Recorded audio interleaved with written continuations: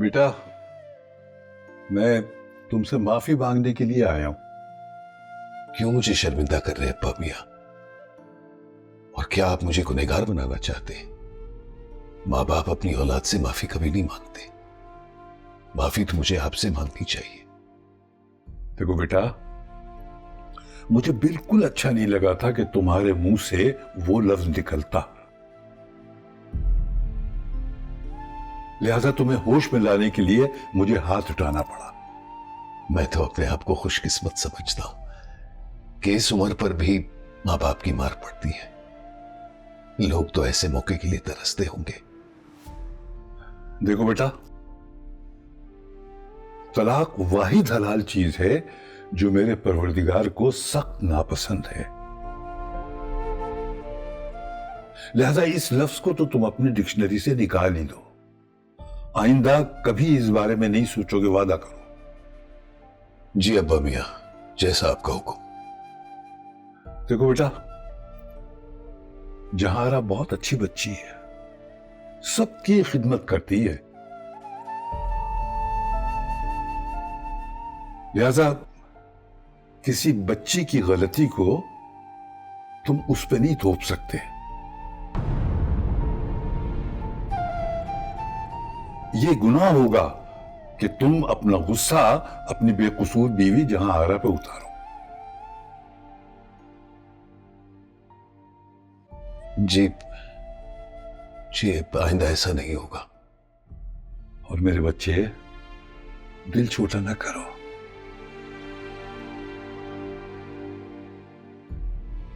उस रात जो कुछ हुआ ना, उसे एक भयानक ख्वाब समझ के भूल जाओ।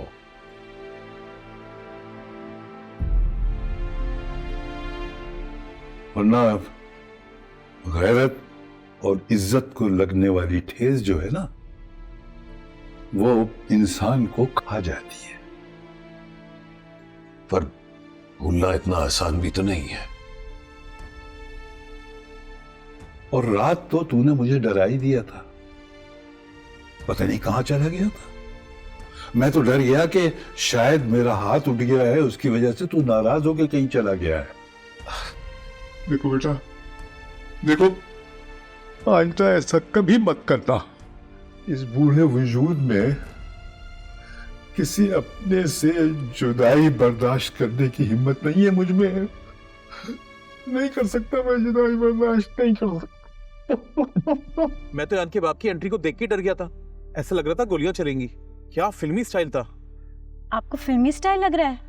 मेरी तो जान ही निकले जा रही थी कि पता नहीं अब क्या होगा। अरे होना क्या था, मुझे तो इस बात का डर पहले ही से था, क्योंकि जो मानूर के लक्षण थे ना, उस हिसाब से तो यही सब कुछ होना था। क्या आपको पहले से मालूम था सब कुछ? हाँ, सब कुछ पहले से ही मालूम था, अपनी बेटी की बदौलत। सोनिया की बदौलत? इसमें सोनिया क्या किरदार था? इसी का तो पूरा पूरा किरदार है।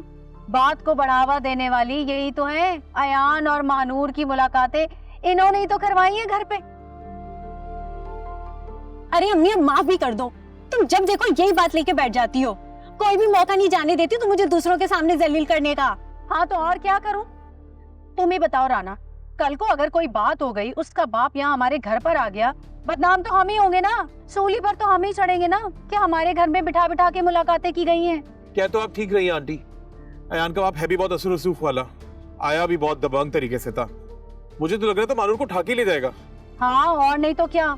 अरे राना, मैं तो उस वक्त से खौफ खा रही हूँ कि अगर उसके बाप को पता चल गया ना कि मानूर और अयान को मुलाकातें कराने में मेरी बेटी साहिबा पेश थी, अब तो मुझे डर लग रहा है कहीं वो घर ही ना आ जाए। आ भी सकता है, उसका क्या पता। भाई मैं तो साफ मना कर दूंगा कि मेरे सिर्फ किराएदार हैं और मैं इनको सिर्फ इतना ही जानता हूँ। फिर आप जाने और वो जाने, मैं तो साफ उकर जाऊंगा। मैं आपको पहले से बता रहा हूँ, अगर ज्यादा हुआ ना तो मैं आप लोगों को घर से निकाल दूंगा।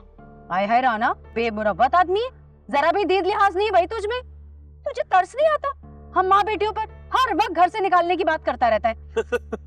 आता है, पर क्या करूं आंटी, कासिम से भी मेरी बहुत अच्छी दोस्ती है, मुझे अपनी इज्जत भी तो बचानी है। अगर उसके घर वालों को पता चल गया कि ये हरकत हमारे घर में हुई है तो ना बचूंगा मैं और ना बचेंगे आप दोनों।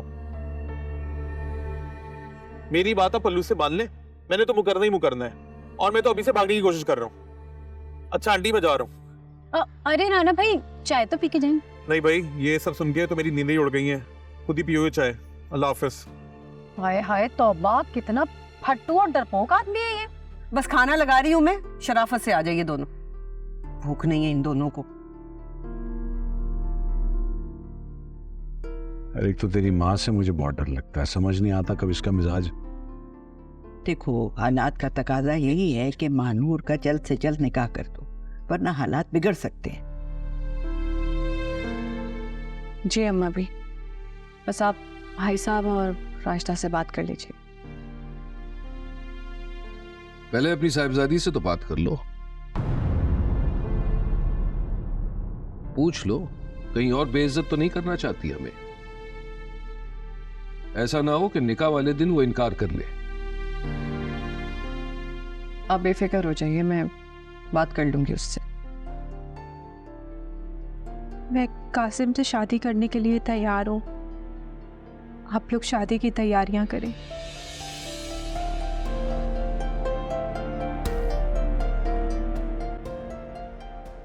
लेकिन मुझे ये रिश्ता मंजूर नहीं है।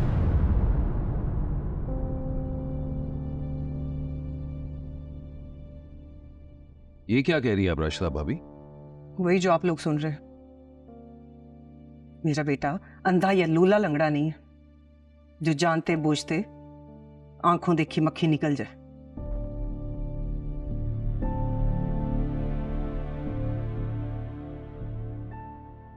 राशिदा तुम होश में तो हो? ये क्या कह रही हो तुम?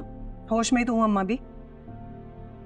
ये दोनों अपनी आवारा बेटी को मेरे बेटे के सर थोपना चाहते हैं।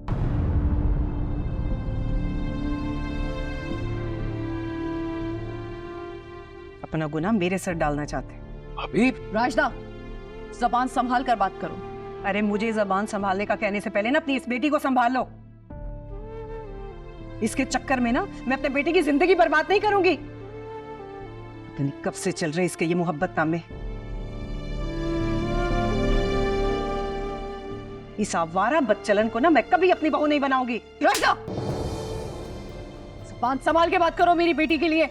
आइंदा ना सुनूं मैं ये वाले अल्फाज।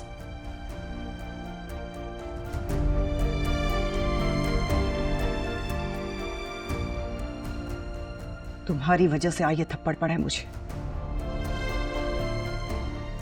लेकिन याद रखना इस थप्पड़ की गूंज एक दिन तुम्हें भी सुनाई देगी।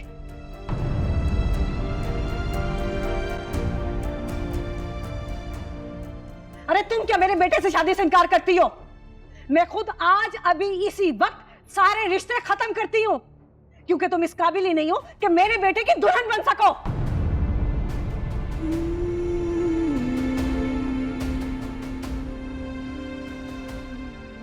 और ये भी देखूंगी कि कौन शरीफ खानदान तुम्हें अपनी बहू बनाकर लेकर जाते हैं।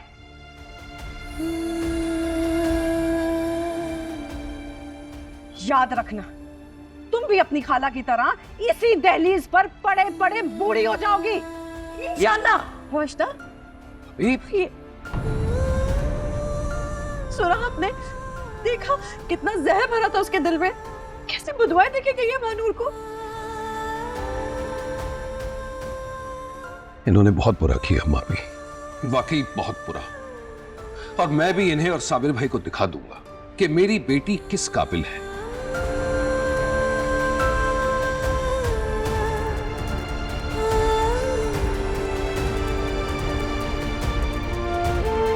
देखिए मोहब्बत सतरंगी पीर से जुम्मा रात 7 बजे सिर्फ ग्रीन एंटरटेनमेंट पर।